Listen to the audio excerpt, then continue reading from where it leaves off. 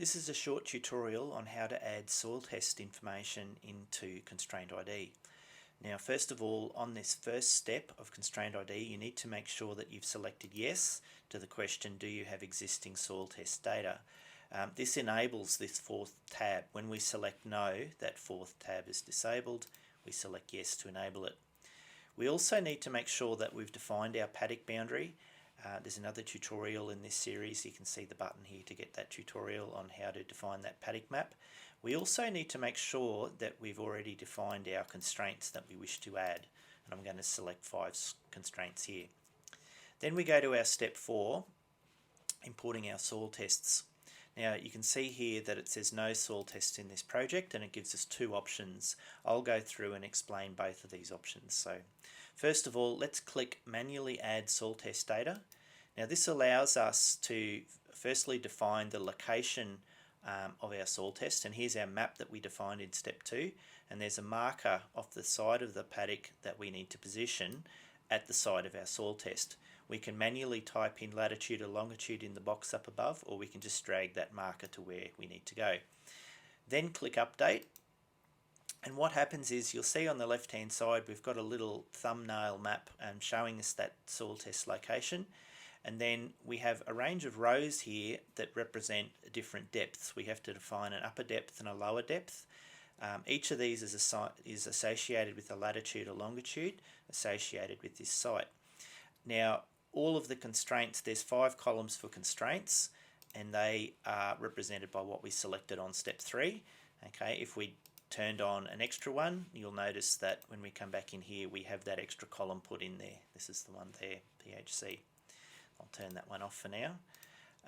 So then just first thing, just be aware you don't have to fill in every single cell on this form. You only fill in the cells where you have data. So you would pick a depth band where you have soil test information for, and then simply click on the cell and type in your information. So let's just say we had bulk density of 1 at that depth. Press enter, it'll go down to the next cell. You can use your up and down arrow keys to go to each cell, and as I said, you don't actually have to put it in every cell. If you want to go across to the next cell, you can either click using your mouse, or you can use the tab key. So right now I'm pressing tab, and shift tab takes you back. So you can navigate using up and down key and shift tab to go back and forth.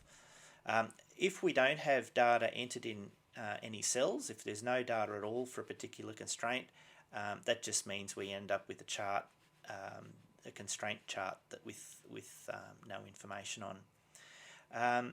Notice that if we weren't happy where we put this point, we can actually click on our latitude or longitude. That brings up our map again, and we can actually move it to the new position. So let's move it up in this top corner. I hit update, there it is up there. When we have, so that's just for one site location in the paddock. When we have more sites defined, well, we can add some more in. So let's add another couple more in. So I'm creating a second site now. Okay, so that's added in. You can see here the index of 2, and we have 2 sites on our map. I'll add another site in, site 3. So there's all our site information.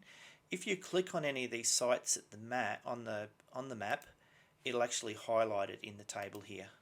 Okay, and that's helpful when we have a lot of sites defined and you're not sure which these latitude and longitudes corresponding to which point corresponds to which point on the map.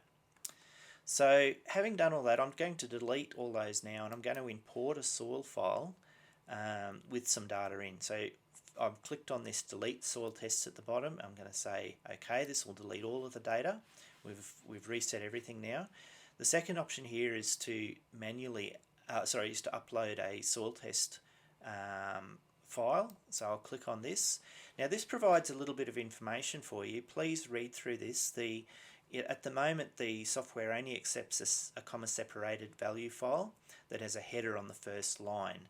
Okay, and make sure that there's no additional commas in any of the header names, because it passes each column based on commas. If there's commas in names, then it'll get confused.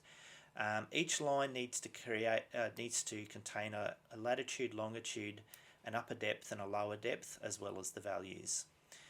Latitude and longitude should be in decimal degrees.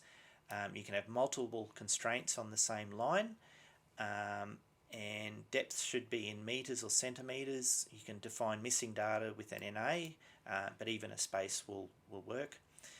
There's an example of a file here. If we click on this second tab, this is an example of the format that we require.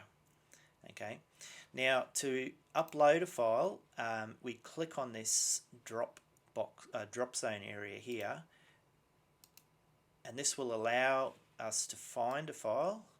I think I've got one here. Open up. Okay, and that automatically loads it in and passes it. Okay, so there's all our data that was in that data file.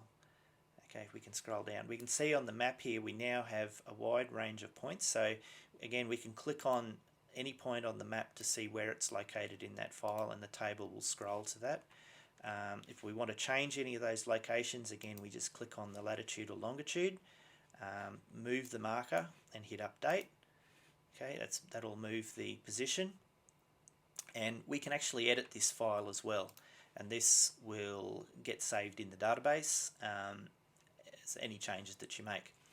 Now, more importantly with this one, the software automatically tries to detect what the columns are based on the header name, and in this case here it seems to have matched correctly latitude and longitude, upper and lower depths, and all of the constraint values. But just for example, say that it hadn't done, and say that this second last column here was actually bulk density.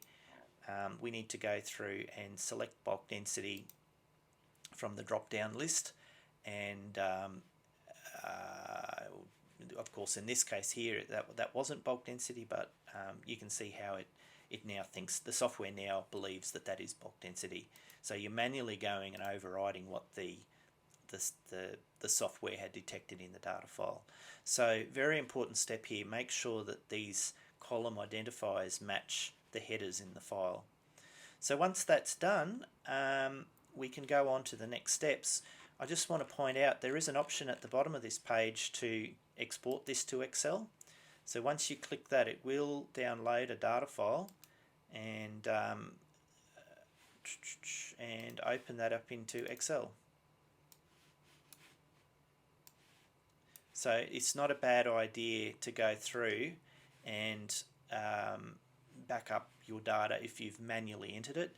I don't see, if you've already imported it from a data file, there'd be not necessarily to back it up again. Anyway, that's the end of our short tutorial on creating or importing soil test data.